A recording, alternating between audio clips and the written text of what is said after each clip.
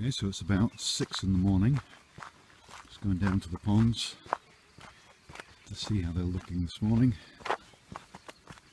This is the best time of day to find problems because of low oxygen. So good though. Used to be every pond at 6 AM would have fish gasping at the surface, and I thought it was normal, inevitable. But now at 6 AM I don't see any fish at all. They're all down where they should be. For years I struggled on with the solar pump, having invested a lot in that solar technology. I was reluctant to come to terms with the fact that it just wasn't adequate, wasn't doing the job. It's only when it broke down and it was so expensive and long-winded to try and replace it that I actually bought a regular pump. 202 all male tilapia. We have 75,000 baby fish from 28th of July. It's 6 weeks, 7 weeks old. These guys. These will be ready in another end of line 2, and barely a fish up on the surface, which is great. These are all happy. So line 3. These are the catfish ponds. Good. Looking good. We feed the catfish early because that's when they're hungry. Tilapia we wait a little while. You see some activity here on the catfish pond, but it's difficult to see. Here comes a couple of my security guards, belatedly. Yep, hello. oh, great. Here's the dogs. Yeah, Here's the dogs. Oh. Okay, so let's see whether these guys are hungry. Shooty.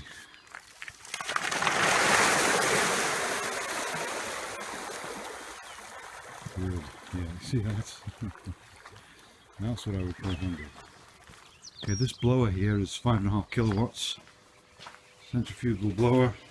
Let's start it up. There we go.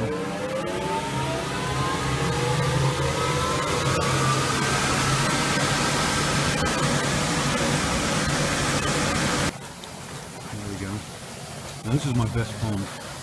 The kind of rules I've also got the air with the backup. So here we're just emptying one of the ponds on line 2. Running into this ditch here so that this water sinks into the ground over the course of the day or so. It's a big shame when we have all these fields out here which need irrigation.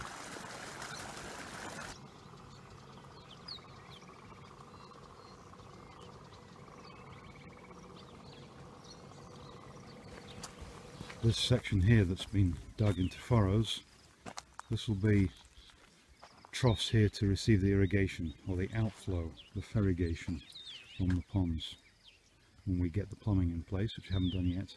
Haven't decided the black males. So these could spawn every week, but we only have one pond of females for them, so they have to go on the female cycle, which is spawning once every 3 weeks. Reds, of course. These will be taking out in another day or two to see what eggs we've got. And there's the catfish trying to get out of the pond. This is the new home for the duckweed culture.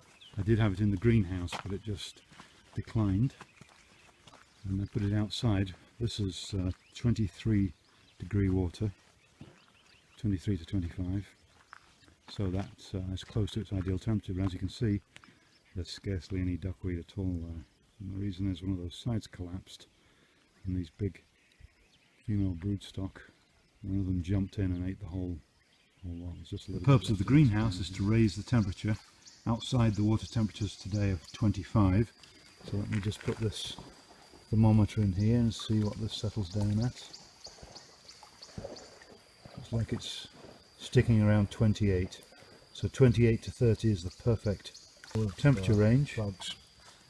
But the fish still love it and they grow really well. Let me just throw a little bit in there.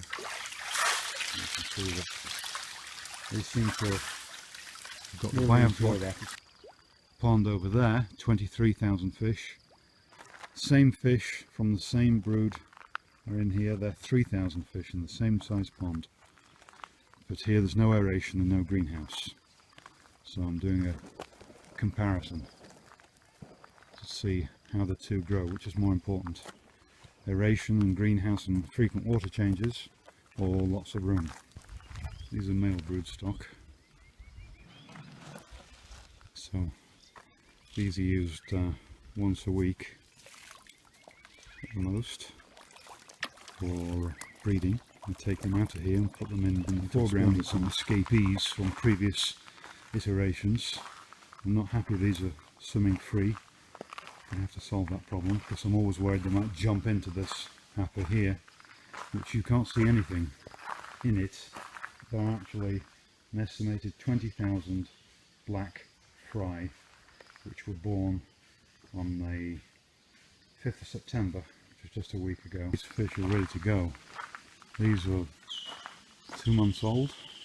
Let's see, July, August. Well, these are 2.5 months old, so a good 10 to 12 weeks actually. And between 1 and 2 grams. And in this pond we have. So this pond here, we're emptying it out. We pull that drain, that standpipe there, we pull out the centre core, and the water goes through the mesh, through the holes in the pipe and out to the ditch. We're lowering it because of all these escapees resident in the outer pond that I want out. Okay, so it's just after midday and this is our third power cut of the day. It's a bit worse than usual. They've been short though. So now I can go and turn off the generator. The generators are in pretty bad state because they've been overused, the backup generators. It's going to be a bit noisy in here. Hold on.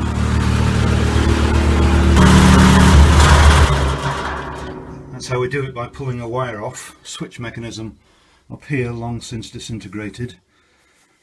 And then go over here and put the power back on. So that's that switched on. Is that okay, James? Power's on? Alright, thanks. Catfish hatchery. We'll actually have a bit of activity here for the first time in a while. These 4 tanks here, hard to see, but there's a tray in there with adhesive eggs. Stuff on it. This is the water hatchery. And Silas here is just cleaning the dead eggshells on the side of the incubator tray. Hey kids, shall we go for a walk? Yes. What should we do about these babies? Odette. Odette. Do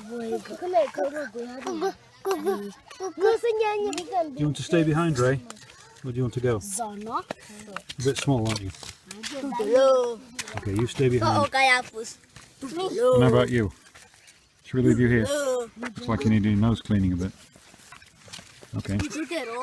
Oh. How about you, Matoni? Do you want to come for a walk with us? Yeah. You do? You're not saying anything. Yes. Good. Hey, there we all are. Look at that. Zoom.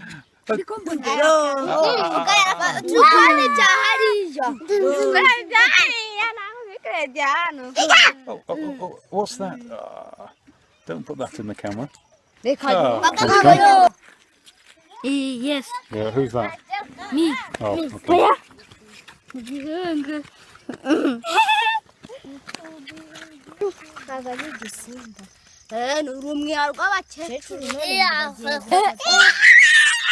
Hadi kuma foto.